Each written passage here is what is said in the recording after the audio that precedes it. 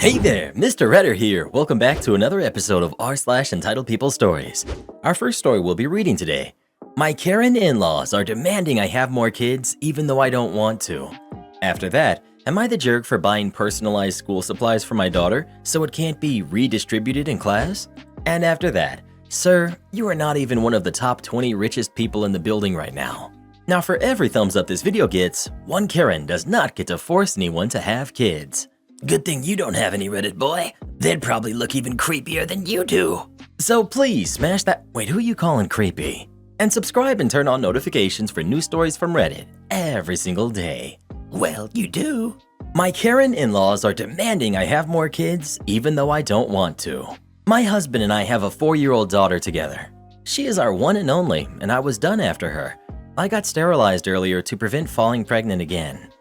My in-laws are unhappy about this because my husband is their only kid.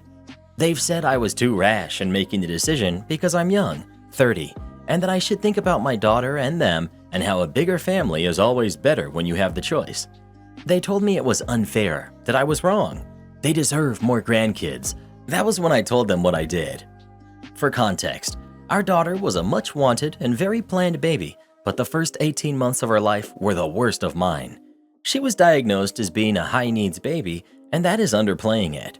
She never stopped crying, and there was no clear cause. We were in and out of the ER with her. We never got a break because nobody could stand to babysit her for us with the crying. My in-laws were around, and they would leave because it bothered them so much to hear her cry like that. A few times they would tell me to stress less, but I couldn't leave the house with her without getting looks or comments from strangers. We were spending so much money taking her to the hospital and the doctor to try to figure out what was wrong. We paid for tests, we paid for all kinds of different formulas and other things suggested. It was exhausting. It got so bad, my husband lost his job because he was showing up to work exhausted and unable to function. I was unable to function. I would hear her cries in my sleep, and I ended up needing therapy because for another year I would fall asleep and wake up in tears because it still haunted me. We're not sure how or why it stopped, but thank goodness it did because I was hanging on by a thread. After our daughter though, I could not stand the thought of experiencing that again. Nobody could tell us what it was, why it happened, just that there are documented cases of some babies like that. It's not a comfort to me or us. My in-laws do not go after my husband like this, I guess because he's not the one who got sterilized himself. But I said what I did because it's true. They were no help to us, and they don't owe us that. But with them demanding more grandkids from me, they should be willing to face up to the fact that they were no help when we needed it the most. They're mad. My husband told them I was right, but they claim I had no right to say that to them. I never normally would have, which is making me doubt myself. Am I the jerk? Not the jerk.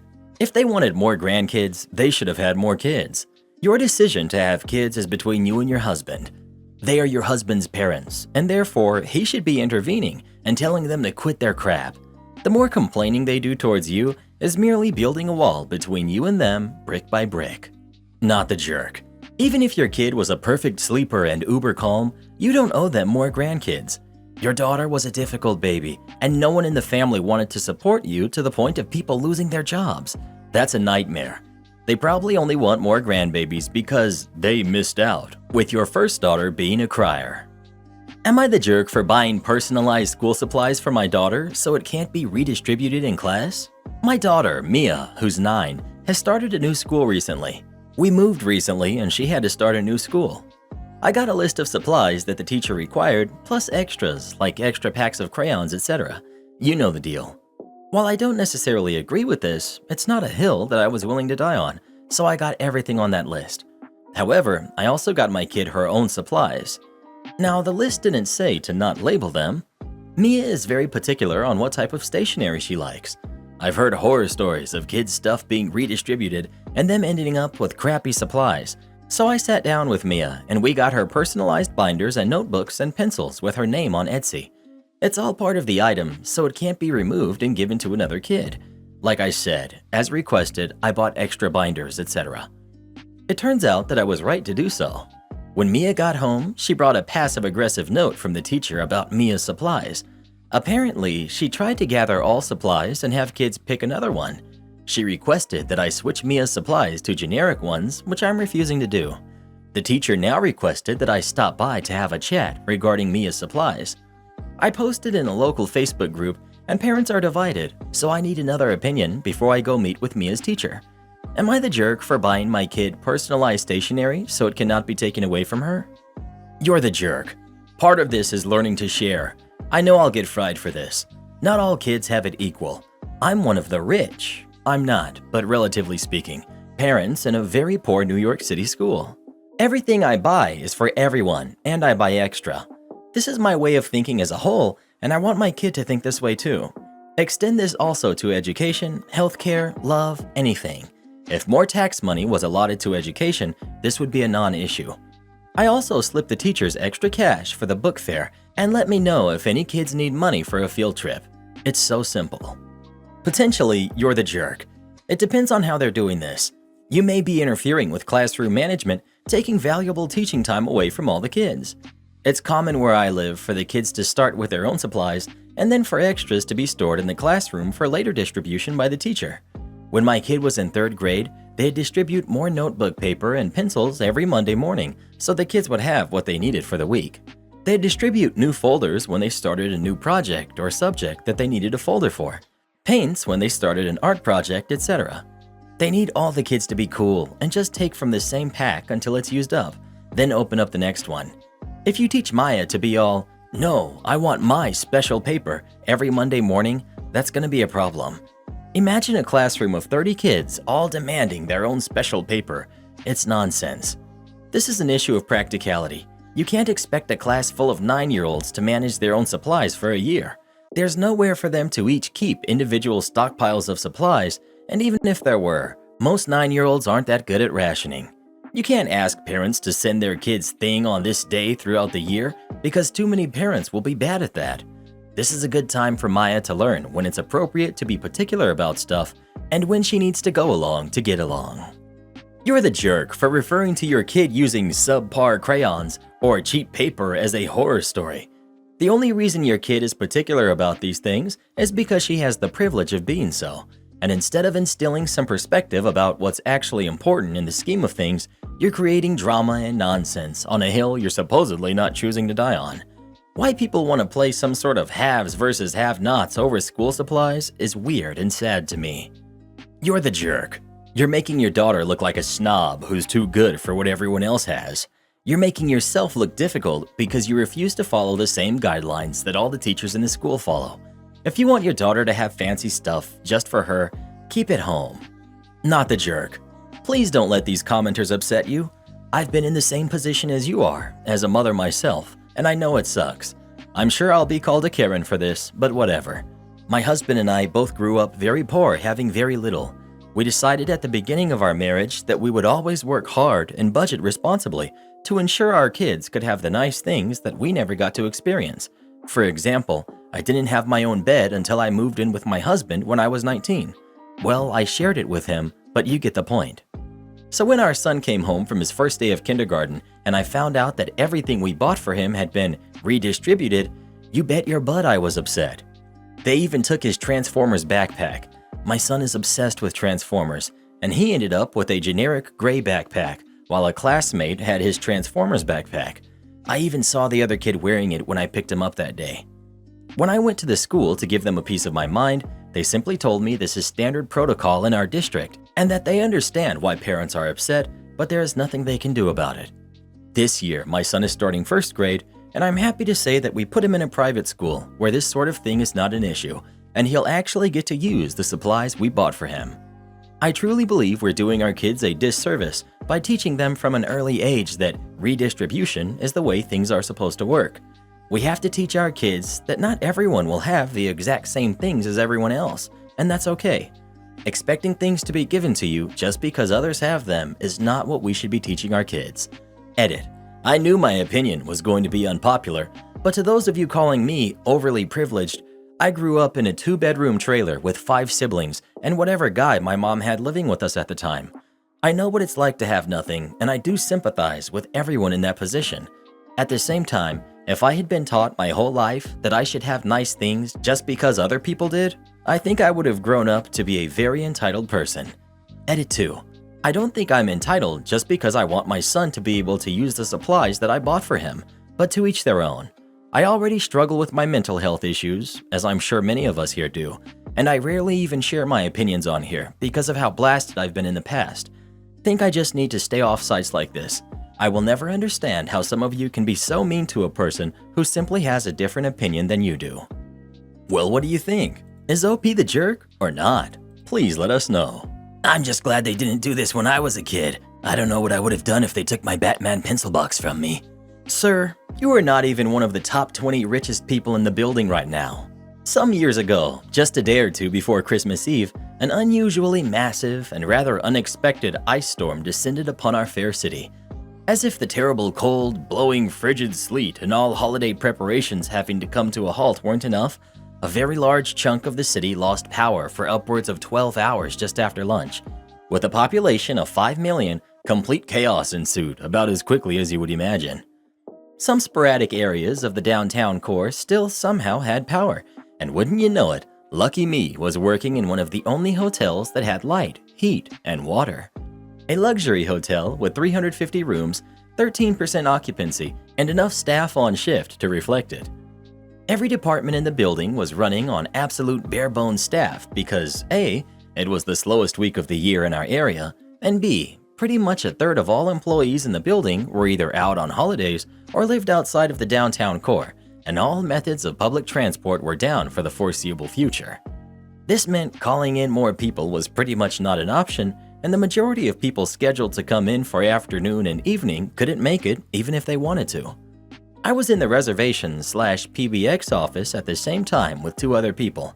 We had 2 agents at the front desk, 3 housekeepers in the entire building, 1 houseman, 1 valet, 1 in-room dining server, and 1 chef between in-room dining and the 2 in-house restaurants, since they were completely dead up until this point. Add 1 poor jerk of a duty manager that was the cherry on top of our sundae, and you have a weather catastrophe dream team. We went from 13% to 100% in the span of 3 hours. It was an absolute dumpster fire. People started flooding in and out of everywhere the second they found out we had power.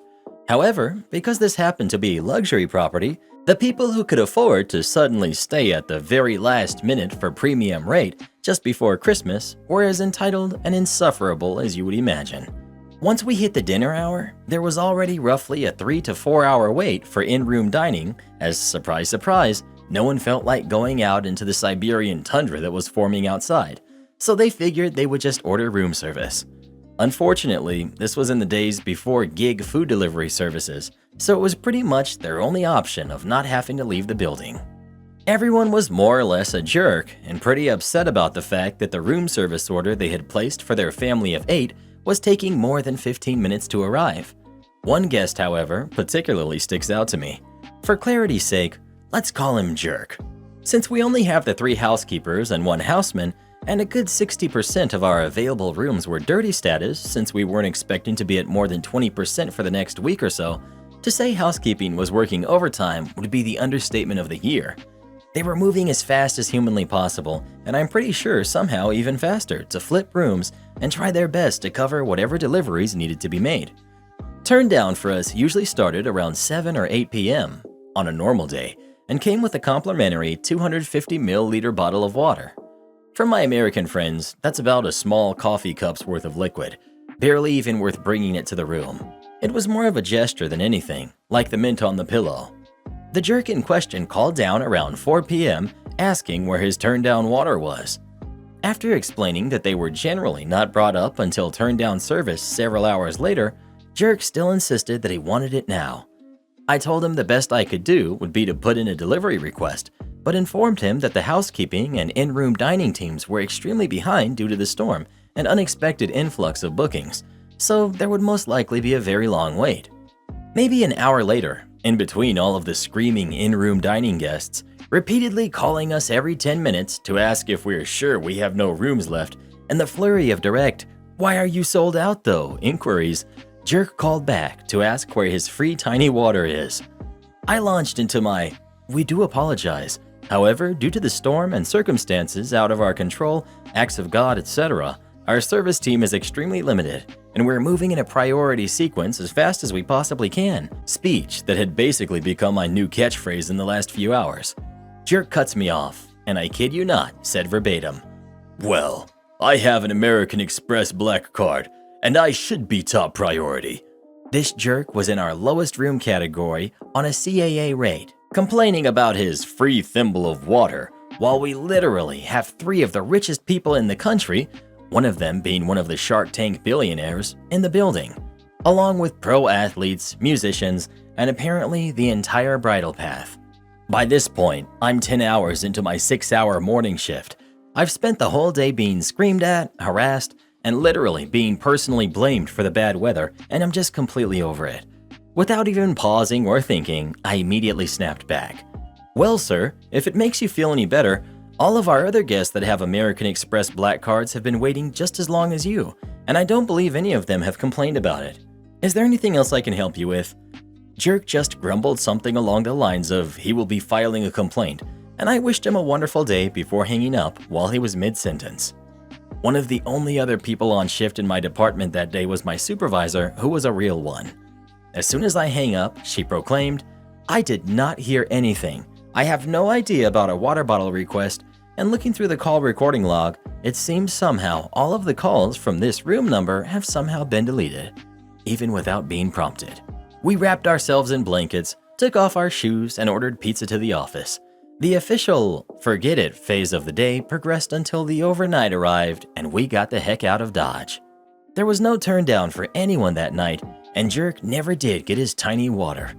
I invited my supervisor over to our family Christmas dinner. Am I the jerk for locking up my valuables in my house? I, 21 female, and my boyfriend, 23 male, have been living together for 2 years. There's always been a bit of money struggle, as I used to make more than him and have usually been picking up the slack in our household. However, I've started a new job and I'm earning a lot less than before, so I've started to be more cautious about the amount that I'm spending. During our relationship, I would usually buy all of his toiletries and most household products. I told him I would not be doing this anymore, as I need to cut down my own spending, and he also works and is capable of buying things on his own. I thought he had agreed to this, but as time has gone on, I've noticed all of my expensive skincare and even my own deodorant being used up really quickly. I asked him multiple times to please not use my stuff, and even bought him his own skincare so that he could have his own stuff. The thing that sets me off was that I had bought myself a $220 face wash that's only supposed to be used sparingly. I have horrible eczema that I have prescriptions for, and the products I buy are specifically for my eczema. I hadn't used it in a while, and when I picked up the bottle, it was empty. He laughed and said he would replace it, and then refused when he learned of the price. I took inventory of everything else I owned and found out he had used up to $800 worth of product in around 3 months. I know he isn't naive because I tell him the price of everything I get and tell him not to use them. I ended up buying a safe that I put under the sink, and I put everything that I had left inside of it and hid the key. So when I go to shower and get ready, I can use my own things and not worry about not affording to keep my skin in check. When he found out, he lost it and said I was overreacting and that I don't trust him. It's turned into a massive deal, and my friends think I'm being harsh. I simply cannot afford to keep buying more skincare, and I've even been hospitalized this year due to a huge flare-up I had after running out of products.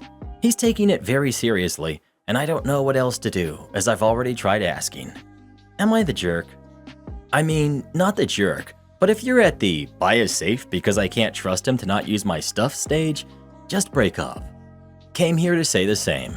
It's amazing how things can gradually go bad in a relationship, and it happens so slow, people don't realize how messed up things have become. That's so true. Took 12 years for me to take a good look at my marriage. This person is so lucky she's young and seeing these red flags now. Yup. The boyfriend is using what is known as the marinara sauce skincare routine.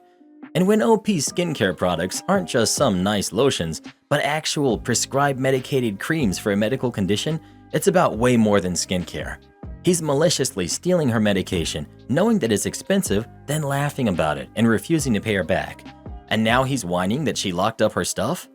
If he's truly not going to use her stuff, then it doesn't affect him at all if she locks it up. He doesn't get to complain that she doesn't trust him when he's openly and unapologetically untrustworthy. Note, He specifically refused to pay her back because it was expensive. He feels entitled to OP's things and sees no problem mooching off of her. This is a guy that will always hold OP back and keep on lying and stealing from her because he doesn't respect her, and that shines through all of this. OP should take his admissions and go to small claims court after dumping the guy. Not the jerk. Why do people stay with people like this?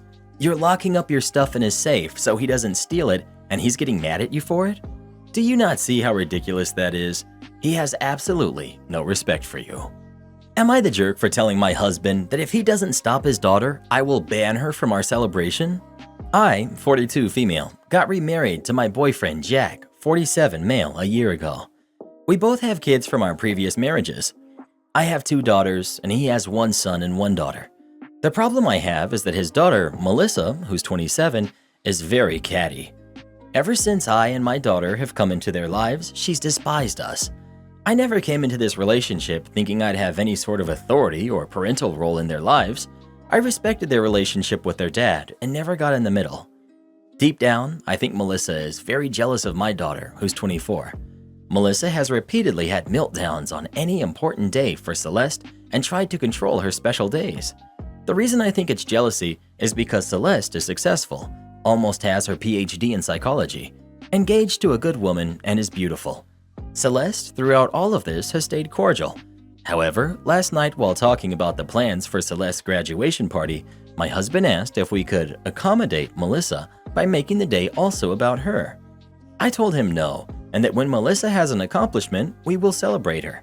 He got upset and said he told her we would, and that she's already making plans. I told him if he doesn't stop her, I will uninvite her. He's been mad at me since. Am I the jerk? Edit. I just want to say this before a comment comes in. Yes, I got pregnant very young. Yes, I love my kids very much. Update. We've read through the post and the comments together. We've gotten nowhere. He's mad I posted it. Fair. And he's mad that I'm unwilling to see how unfair it is for us not to accommodate her when we know how she is. I'm tired of him enabling her. I wanted to have a productive conversation, but he just won't hear it. Update. I've told my husband he either fixes it or he can consider himself and Melissa uninvited. I refuse to have my daughter's massive achievement overshadowed by either of them. Not the jerk. She's an adult. How does she not realize there are some celebrations that have nothing to do with yourself? She really needs to mature. Not the jerk. She's 27. She does not need accommodation. Tell them you're concerned about Melissa's history of meltdowns, and because of Melissa's behavior, she will not be on the guest list. This crap needs to stop now. So let me get this straight. Your husband is upset because he wants to make the graduation celebration for your 24-year-old daughter also a celebration for his 27-year-old daughter. And his daughter is not also graduating, and she has nothing particular going on in her life that warrants a celebration. Assuming the above is correct, you are obviously not the jerk. Both of your daughters are full-fledged adults, and there's literally no reason you should have to pander to or appease his daughter at your own daughter's graduation celebration. Just the fact that he is requesting this is a weird red flag. Like, what is his justification for even making this request? What exactly would you even be celebrating for Melissa? Her mere existence? The whole thing is super strange in my opinion. Well, who do you think is the jerk? OP or her husband and Melissa? Please let us know. Sounds like Melissa might have had her school supplies redistributed when she was little. Am I the jerk for being annoyed my mother-in-law ate my dinner? Tonight my mother-in-law came over for dinner. I made Swedish meatballs and gravy with mashed potatoes, broccoli, and homemade bread. In my house, we tend to eat in the lounge room unless it's a big event, so I dish up everyone's meal. Kids, mother-in-law, and husband. I take their meals to them, and then before serving mine, I have to run out to the line and grab some clothes that I hung out earlier. No big deal. I served up generous portions for everyone, way more than I thought they could eat. But when I got back from the line, my dinner was gone. I asked if anyone knew what had happened to the food on the bench, and mother-in-law pipes up and says she wanted some more. She's piled her bowl full of meatballs, way more than she would ever eat. I'm stunned. I figure, oh well, I'll just grab some fast food a bit later or something, because maybe she was super hungry. My bad for not cooking enough. But once she's eaten what she wants, she asks for a container so she can take her extra portion home for dinner the next night. I'm pretty annoyed at this point and mention that it was meant to be my dinner for that night. not her takeaway meal for the next night. She says, "Oh well, you can eat it then." And I reply with, "No thank you," and hand her a container. I didn't want to eat her leftovers. She leaves and my husband puts the kids to bed. When he comes back in, he asks what's wrong, and I tell him that I'm hungry. I cooked the meal and didn't get to eat any of it, and I'm upset about it. He agrees mother-in-law was way out of line and messages her that her actions were greedy and selfish. She owes me an apology. She replies telling him that I acted like a jerk. I should have cooked more and anticipated that she would take a portion home for the next day. She offered me what she didn't eat and I didn't want it. It's not her fault, and that I owe her an apology for my attitude and snarky comment. She's also posting on social media about what happened, and people are saying that I'm a jerk and a rude host. I should also add that I'm currently pregnant, and I feel like I can be quite unreasonable at times due to hormones. Am I the jerk? You know she did this on purpose, right? She wanted to start this fight with you. She took all of the food before you had eaten any and then demanded to take leftovers. She's messing with you. Don't ever cook for her again. Sister demands $50,000 of my time from my job. I'm an accountant at a Big Four firm, yellow line for those that know, and my sister is a stay-at-home mom with 3 kids. I'm 27 years old, have no kids, and make 135,000 Canadian dollars a year in my salary. The way my job works is I get billed out to clients at a specified rate, and then my firm pays me the salary. Being an accountant, I get a pretty good view of all things business related. My entitled sister wants to start a business. Great, that will provide them with some extra income since supporting 3 kids on a single income can be very difficult. It was February, and I was in the thick of the busy season, the time leading up to when all the public audits are due essentially. It's long 12 to 15 hour days for months at a time.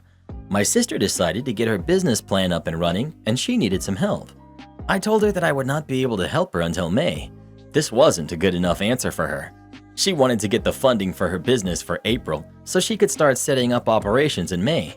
She demanded that I work after work for free, building her a business plan, building out controls that I would eventually have to implement, designing business processes, and then getting her the funding from the bank that she wanted for the business. I shrugged it off until she called my boss. She called my boss, a very lovely but serious managing partner, asking if I could get some time off in the middle of the busy season to help her start her business. My boss's number is public on the firm's website, so that's how she got it. This is not okay. My boss came to my office and told me what happened and told me that if I wanted a vacation, I needed to give them more notice and that usually it wasn't approved. I was confused because I didn't request any time off. He said sister called and I knew exactly what she had done. I was fuming, gagged, gooped, and guffawed to say the least. I called her up and told her to never call my work to try and get me time off in the middle of the busiest time of the year. She was super angry that I could not help her. She ended up going to my mom, a retired chartered accountant, for help. She is retired and doesn't want to work anymore unless she's getting her pay rate from when she was working, which is approximately $1,625 an hour. At the family dinner we have on Sunday, she brings up the fact that nobody in the family is willing to help her get her business off the ground. My mom mentioned that she couldn't afford her rate, in a way meaning she didn't want to do the work because she's retired. I told her that I couldn't take 2 weeks of my life to get her whole business off the ground and ready for operations. I would be able to do it part-time in the spring or summer for opening the next spring. She didn't like that answer again. I told her that I can sign her through my firm first thing Monday morning, but she would have to pay the $50,000 retainer and signing fee. She explodes and leaves, and agreed to have me work on it for free in the spring and summer. I didn't say it was going to be free, but it was going to be a heavily discounted rate of $45 to $50 an hour, not the $650 that my firm charges for my time to clients. Do not work a single minute without a contract, and get paid up front. Don't work for family, period, in my opinion. I get if it's something small, but this sounds huge and costly. Being family is a huge conflict of interest between contractor and contractee. My personal rule is always offer family full price because you support them. Conversely, if you're the one doing the work, it's in my opinion not worth charging for something small, a few hours to a day at most. Karen expects me to pay her college tuition in full. My parents paid for my degree out of college, which I was happy about. It cost $37,000. I was able to save up for a house, and now 4 years out of school, I was able to buy my own condo, and my boyfriend and I are planning to get married, so I've been saving for that. I now have a healthy nest egg, and I'm saving and investing along with that. Then last month, they told me I have to pay for my sister's schooling, which was $62,000. I don't think that's fair, because they only gave me $37,000 for my schooling and never told me that I had to pay them back or pay for my sister at all. They won't admit it, but I think they lost a lot of money when my dad was trading stocks and doing risky investments since they sold their house right afterwards, saying they wanted to downsize. They also got super bitter and weird with money around our relatives, including picking a fight with my uncle who was always wealthy. No one would tell my sister or I what the fight was about, but now I assume it's because my parents lost most of their money and they're angry my uncle wouldn't help. All my cousins had their tuitions paid, so it's embarrassing my sister wouldn't as well, which is why my parents are insisting that I pay for it. I told them and my sister I would give back $19,000, which was half the amount for my schooling, so it would be like $37K was split between us. They argued with me that I should be paying for her full schooling, as my parents did for me, but I don't think that's fair, as I'd rather have had $37,000 in debt to deal with than $62,000 in debt, especially when this was sprung up on me. I told them either take the $19,000 as half my tuition payment or I wasn't going to discuss it with them again. They then called my boyfriend to accuse him of influencing me to be greedy with my own family when I should be paying for my sister's full tuition amount. I was furious and told them to accept the $19,000 and agreed to never bring up my sister's loan with me again, or I wouldn't have anything to do with this anymore and wouldn't invite them to the wedding. My mom yelled at me and told me I was an embarrassment to the family. My sister came back alone and told me she would take the $19,000 and have it be enough. I told her she had to tell me in front of our parents that she would accept the $19,000, and she retraced what she said, saying she wasn't going to do that. I know she is hoping I give up and give her the money if my parents put enough pressure on me. Support our channel by joining as a member today, and we'll give you a shout out in our next video. Or come watch this video next. You won't believe what Karen does in that one.